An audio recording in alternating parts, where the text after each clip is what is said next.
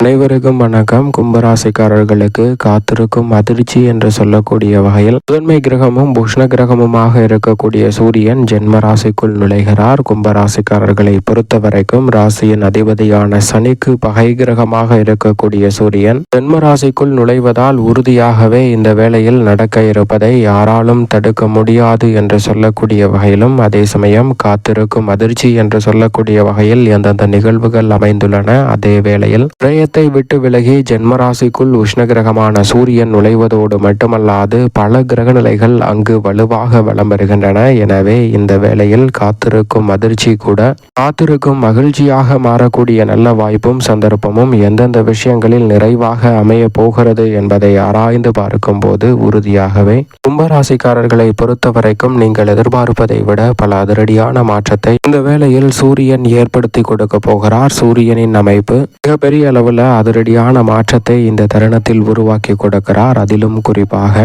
முதன்மை கிரகமும் உஷ்ண கிரகமுமாக இருக்கக்கூடிய சூரியன் நவ கிரகங்களிலே ஆளுமையும் அதிகாரமும் பெற்ற கிரகமாக பார்க்கப்படுகிறார். சூரியனின் ஆதிக்கமும் சூரியன் மிக வலுவான அமைப்பில் வலம் வரும்போது எதிர்பார்ப்பதை விட ஆளுமையும் அதிகாரமும் கொண்ட வாய்ப்புகள் உங்களை தேடி வரும். ஒரு முடிவெடுக்கக்கூடிய வகையில் உயர்ந்த இடத்தை அடைய வேண்டும் என்றால் அதற்கு மிக முக்கியமான பங்கு வகிப்பவர் என்றால் அது நிச்சயமாக சூரியன் தான். சூரியனினுடைய பங்களிப்பு இல்லை என்றால் அதை அடைவது என்பது நிச்சயம் சாத்தியமற்ற ஒன்றாக தான் பார்க்கப்படுகிறது. அதோடு மட்டுமல்லாது உஷ்ண கிரகமாக இருக்கக்கூடிய சூரியன் இந்த வேளையில் ஜென்ம ராசிக்குள் நுழைந்திருக்கிறார். அதே சமயம் அதிகாரம் கொண்ட சூரியன் உடல்நல ஆரோக்கிய தொல்லைகள், சிரமங்கள், சிக்கல்கள் போன்றவற்றை கட்டுப்படுத்தக்கூடிய ஆற்றல் பெற்றவராக பார்க்கப்படுகிறார். அவர் விரயத்தில் இருந்து வீண் விரய செலவுகள் அதிகரிப்பதை விட ஜென்மத்திற்குள் நுழைந்திருப்பதால் எதிர்பாராத பல அதிரடியான மாற்றத்தை உறுதியாகவே சந்திக்கக்கூடிய சந்தர்ப்பம் இந்த வேளையில் நிச்சயமாக கும்பராசிக்காரர்களாகிய உங்களை தேடி வருகிறது. எனவே சரியாக இந்த தருணத்தை பயன்படுத்தி கொள்ளுங்கள். அதோடு மட்டுமல்லாது எவ்வளவு பெரிய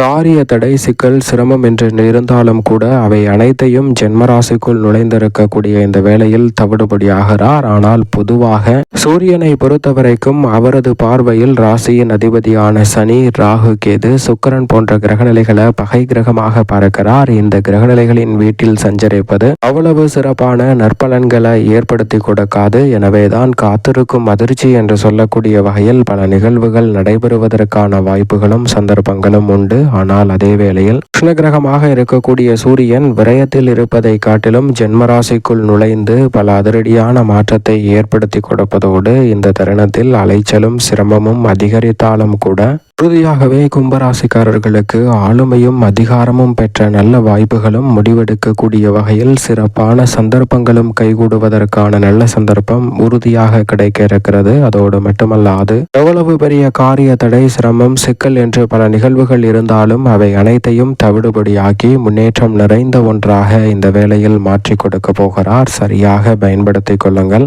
ஆனால் அதே வேளையில் பொதுவாகவே ஜென்ம ராசிக்குள் உஷ்ண கிரகமான சூரியன் வலம் வரக்கூடிய வேளையில் உணர்ச்சி வசத்திற்கு இடம் கொடுக்க கூடாது. உணர்ச்சி வசப்பட்டு முடிவுகள் எடுக்கும் போது அவை தவறாக அமையக்கூடிய சாத்தியக்கூறுகள் அதீதமாக இருக்கிறது. எனவேதான் காத்திருக்கும் அதிர்ச்சி என்று சொல்லக்கூடிய வகையில் சில நிகழ்வுகள் தவறாக அமைவதற்கான சாத்தியக்கூறுகள் உண்டு. அதுபோன்ற நிகழ்வுகளை உறுதியாகவே கும்பராசிக்காரர்கள் தவிர்க்க வேண்டும் என்றால் நிதானத்துடனும் பொறுமையுடனும் நடந்து கொள்வது இந்த தருணத்தில் மிக முக்கியமான ஒன்றாக பார்க்கப்படுகிறது. அதோடு மட்டுமல்லாது இந்த வேளையில் ஜென்மராசியில் ராகு, புதன், சுக்கிரன் என கிரகநிலைகள் வலம் வரக்கூடிய வேளையில் அவர்களுடன் இணைந்து உஷ்ண கிரகமான சூரியனும் 13ஆம் தேதி முதல் வலுவாக வலம் வருகிறார். விரயத்தை விட்டு விலகியிருப்பதால் வீண் விரய செலவுகள் அதிகரிக்கும். பல கிரகநிலைகள் ஜென்மராசிக்குள் நுழைந்திருப்பதால் சுப விரயம் ஏற்படக்கூடிய நல்ல சந்தர்ப்பம் இந்த தருணத்தில் உறுதியாகவே உண்டு. நினைப்பதை விட பல காரியங்களை இந்த தருணத்தில் விரைவாகவும் துரிதமாகவும் செய்து முடிக்கக்கூடிய நல்ல சந்தர்ப்பத்தை நிச்சயமாக அள்ளி கொடுக்கிறார். எனவே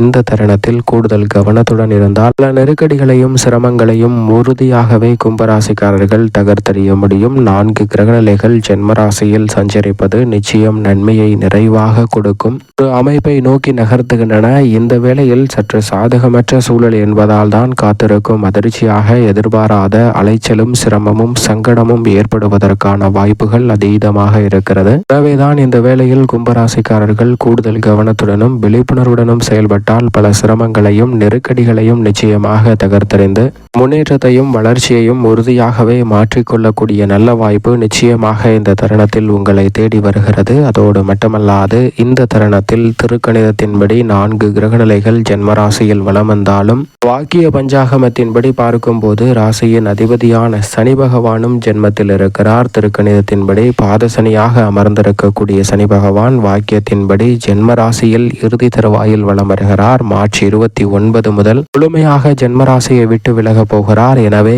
இந்த தருணத்தில் எதிர்பார்ப்பதை விட 7.5 சனியில் முக்கால் வாசி கடந்த சூழலில் இனி வரக்கூடிய காலகட்டம் என்பது உறுதியாகவே கும்பராசிக்காரர்களுடைய வாழ்வில் குதூகலத்தையும் நன்மையையும் பெற்றுத்தரும் ஒரு சிறந்த அமைப்பாக பார்க்கப்படுகிறது. ஆனால் அதே வேளையில் பொதுவாக சூரியனும் சனியும் இணைவது சற்று சங்கடங்களை ஏற்படுத்தும். எனவே இந்த வேளையில் நிதானத்துடன் செயல்படும் போது அந்த சங்கடங்களை தவிர்த்து நன்மையையும் முன்னேற்றத்தையும் உறுதியாக உருவாக்கி கொள்ளக்கூடிய வாய்ப்பு உங்களை தேடி வருகிறது. எனவே தவறவிடாமல் இந்த தருணத்தை பயன்படுத்திக் கொள்ளுங்கள். இதோடு மட்டுமல்லாது காத்திருக்கும் அதிர்ச்சி என்று சொல்லக்கூடிய நிகழ்வுகள் காத்திருக்கும் மகிழ்ச்சியாக மாறுவதற்கு முதன்மையான வாய்ப்பாக பார்க்கப்படுவது நவ கிரகங்களிலே தனாதிபதியும் லாபாதிபதியுமாக இருக்கக்கூடிய குரு பகவான் இந்த வேளையில் பூர்வ புண்ணியஸ்தானமாகிய 5 அமர்ந்து தனது பார்வையை மிக வலுவாக ஜென்மராசியின் மீது செலுத்துகிறார். லாபம் 9 ஆகிய இடங்களில் குரு பகவானின் பார்வை பதியக்கூடிய வேளையில் குரு பார்க்கின் கோடி நன்மை என்று சொல்லக்கூடிய வகையில் சிறப்பான வாய்ப்புகளும் சந்தர்ப்பங்களும் இந்த வேளையில் நிச்சயமாக உங்களை தேடி வருவதால் கும்பராசிக்காரர்களுடைய வாழ்வில் பூர்வ புண்ணியஸ்தானமாகிய